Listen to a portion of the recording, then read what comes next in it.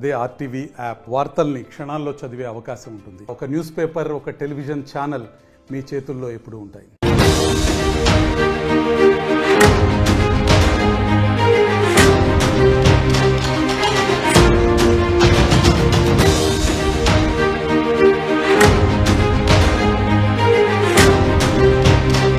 Breaking news చూస్తున్నాం. పల్నాడు జిల్లాలో అక్రమ సంబంధం గుట్టురట్టయింది. ప్రియురాలతో కలిసి సహజీవనం చేస్తున్నాడు భర్త. భర్తని రెడ్ హ్యాండెడ్ గా పట్టుకొని అటు ప్రియురాలికి భర్తకి బుద్ధి చెప్పింది, దేహశుద్ధి చేసి ఒక రకంగా చెప్పాలంటే పొట్టుగా కొట్టేసి ఇద్దరిని కూడా ఆ ఇంట్లో నుంచి తరిమేసే ప్రయత్నం చేసింది. ప్రియురాలి విషయానికి వస్తే ప్రియురాలి పేరు గాయత్రి, హైదరాబాద్ వాసి. మరి అక్కడ ఉన్నటువంటి ఆ పల్నాడు జిల్లాలో ఉన్నటువంటి వ్యక్తికి ఎలా పరిచయం అయింది ఏంటి అనేది వివరాలు తెలియాల్సి ఉంది. అసలు ఇద్దరి మధ్య పరిచయం సోషల్ మీడియా కారణంగానా లేదంటే ఇక్కడెక్కడైనా డైరెక్ట్గా పరిచయం అయిందో తెలియదు. కానీ వాసు ఆ తర్వాత తన భార్య ఇద్దరు కూడా కొంతకాలంగా దూరంగానే ఉంటున్నారు. మనస్పర్ధల కారణంగా వారిద్దరు దూరంగానే ఉంటున్నారు. సో వాసుకి నవ్యశ్రీకి మధ్య కొంతకాలంగా విభేదాలు వచ్చాయి. ఇక నవ్యశ్రీని విడిచిపెట్టి కొంతకాలంగా వాసు హైదరాబాద్ అమ్మాయి అయినటువంటి గాయత్రితో కలిసి పల్నాడు జిల్లాలో సహజీవనం చేస్తున్నారు. ఒక వేరు కాపురం పెట్టేశారని చెప్పొచ్చు. సో పక్కాగా సమాచారం తెలుసుకున్న నవ్యశ్రీ తన భార్య అక్కడికి వెళ్ళిపోయింది. భర్తని నవ్యశ్రీ ఉన్నటువంటి చోటుని రెడ్ హ్యాండెడ్ గా పట్టుకొని ఇద్దరికి దేహశుద్ధి చేసి బంధువులతో కలిసి వెళ్ళిపోయి ఇద్దరిని చితకబారి ఒక రకంగా చెప్పాలంటే పొట్టుగా కొట్టేసి తీసుకెళ్లి పోలీస్ స్టేషన్లో అప్పగించింది. సో అయితే ఇక్కడ హైదరాబాద్ ఉన్నటువంటి గాయత్రి కనబడలేదంటూ తల్లిదండ్రులు కొంత ఆవేదన వ్యక్తం చేశారు. తల్లిదండ్రులు మిస్సింగ్ కేసు కూడా ఫైల్ చేశారు. ఇక సడన్ గా ఆ అమ్మాయి పల్నాడు జిల్లాలో అక్కడ నవ్యశ్రీ చితకబాదిన సంఘటనలో బయటపడింది. అక్కడ గాయత్రి కనిపించినది ఒక్కసారిగా అందరూ ముక్కున వేలేసుకున్నారు. ఇదేం జరిగింది, ఎలా పరిచయం అయిందని కూడా అందరూ కూడా ఆశ్చర్యపోయారు. ఇక భర్తకి ప్రియురాలికి దేహశుద్ధి చేసి పోలీస్ స్టేషన్లకు అప్పగించారు నవ్యశ్రీ బంధువులందరూ కూడా. ఒకసారి నిన్న ఆ నవ్యశ్రీ ఆ ఇద్దరిని కూడా చితకబాదిన దృశ్యాలు మనం చూసే ప్రయత్నం చేద్దాం.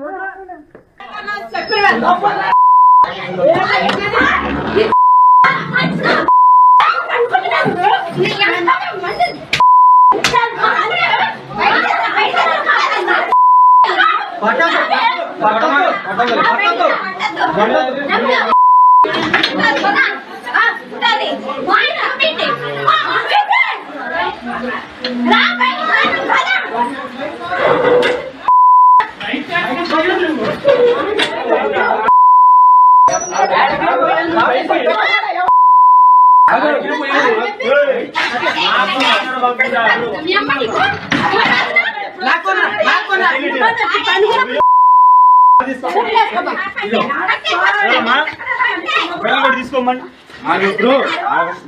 నువ్వు పద్ధతిగా వస్తే బాగుంది.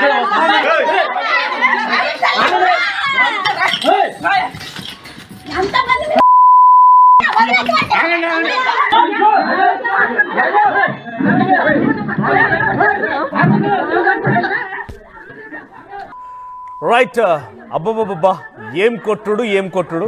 నిజంగానే భర్త భార్యను వదిలేసి ఇష్టానుసారంగా ఒక అమ్మాయిని ట్రాప్ చేసి ఆ అమ్మాయి కూడా హైదరాబాద్ లో ఉన్న అమ్మాయి పల్నాడుకి వెళ్ళిపోయిందండి. ఎలా పరిచయం అయింది, వారిద్దరి మధ్య పరిచయం ఎలా ఏర్పడింది? ఇక్కడ తల్లిదండ్రులు ఏం చేస్తున్నారంటే పాపం తన కూతురు అమాయకురాలు ఎక్కడో మిస్ అయిపోయింది, ఎవరో కిడ్నాప్ చేశారని చెప్పి భయపడిపోయి పోలీస్ స్టేషన్ లో మిస్సింగ్ కంప్లైంట్ ఇచ్చారు. కానీ ఆఖరికి వస్తే అక్కడ అక్రమ సంబంధం పెట్టుకొని ఆల్రెడీ పెళ్ళైపోయినటువంటి ఒక వ్యక్తిని అక్కడ కలుసుకొని ఏకంగా ఒక వేరు కాపురమే పెట్టేసింది. భయపెచ్చు అక్కడ స్థానికులందరూ కూడా ఇద్దరు పెళ్లి చేసుకున్నాం, భార్య భర్తలం అని చెప్పి కలరింగ్ ఇచ్చారట. సో గాయత్రి అనే అమ్మాయి హైదరాబాద్ సంబంధించిన అమ్మాయి, వాసు అనే ఆల్రెడీ పెళ్ళైపోయిన ఆయనతో పల్నాడు జిల్లాలో అక్రమ సంబంధం పెట్టుకుని అక్కడ నివసిస్తోంది. ఈ పక్కా సమాచారం తెలుసుకునే భార్య నవ్యశ్రీ అక్కడికి చేరుకొని ఇద్దరిని చితకబారి ఒక రకంగా చెప్పాలంటే పిచ్చ కొట్టేసింది ఒక రకంగా. ఎందుకంటే చాలా డిస్టర్బింగ్ విజువల్స్ ఉన్నాయి, అవి మీకు డైరెక్ట్ గా ఆ విజువల్స్ చూపించలేం కాబట్టి మేము చూపించలేకపోతున్నాము. ఈడ్చి కొట్టి ఆఖరికి పోలీసులకు అప్పగించేసింది. మరిన్ని అప్డేట్స్ ప్రతినిధి రామారావు అందిస్తారు. రామారావు, ఏం జరిగింది? గాయత్రికి వాసుకు మధ్య పరిచయం ఎలా ఏర్పడింది?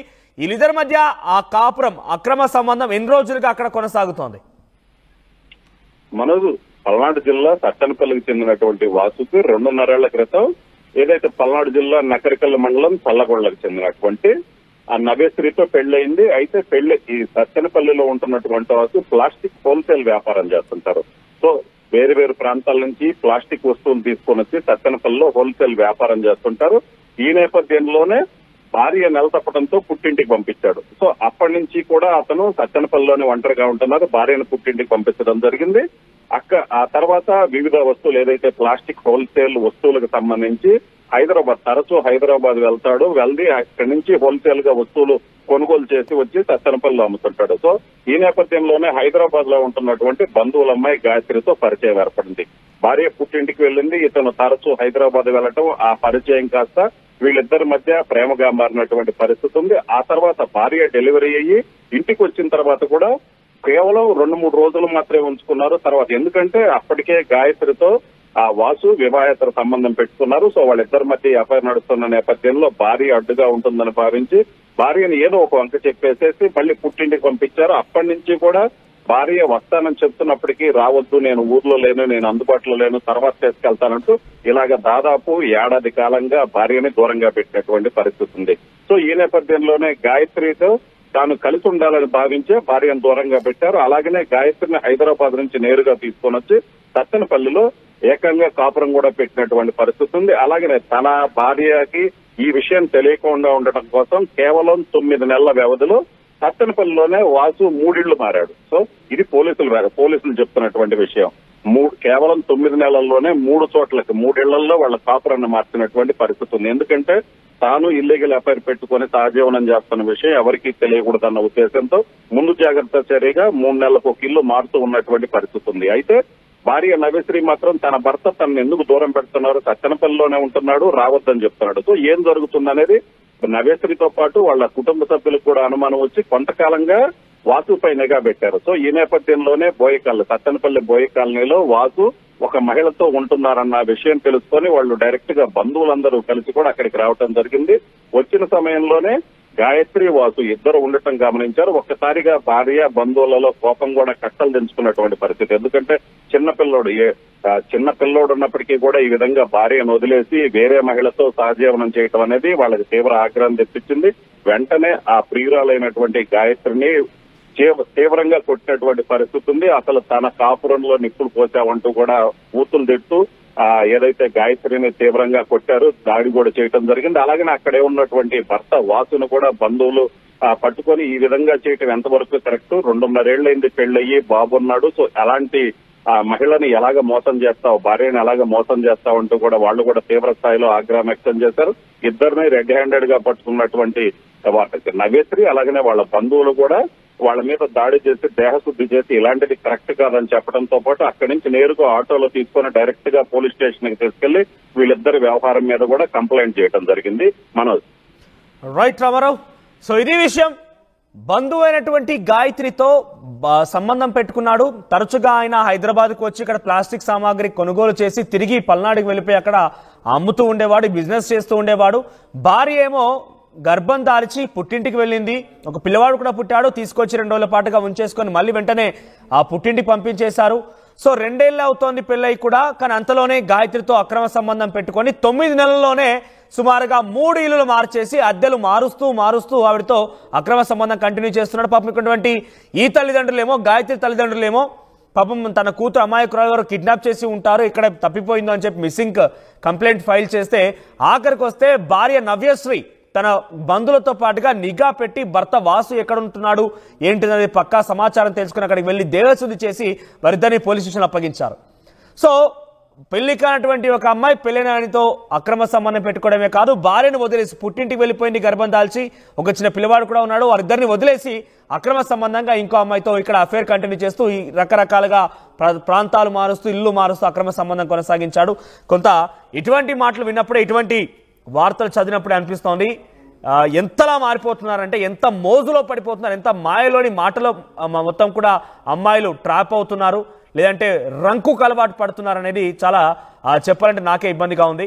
ఎందుకంటే భార్యని అక్కడ పుట్టింట్లో వదిలేసి ఇల్లులు మారుస్తూ ఇష్టానుసారంగా ఒక అమ్మాయిని తీసుకువెళ్ళి తల్లిదండ్రుల కళ్ళు కప్పి ఆ అమ్మాయి కూడా ఆ అబ్బాయితో వెళ్ళడం, ఆ అబ్బాయి అనడానికంటే వాడు అని కూడా మాట్లాడవచ్చు. ఎందుకంటే ఇక్కడ అమ్మాయిని ఇక్కడ ట్రాప్ చేయడం, అక్కడ తర్వాత అక్కడ భార్యని వదిలేయడం, ఇటువంటి వ్యవహారాలు చాలా పెద్ద మొత్తంలో ఈ మధ్య కాలంలో జరుగుతూనే ఉన్నాయి.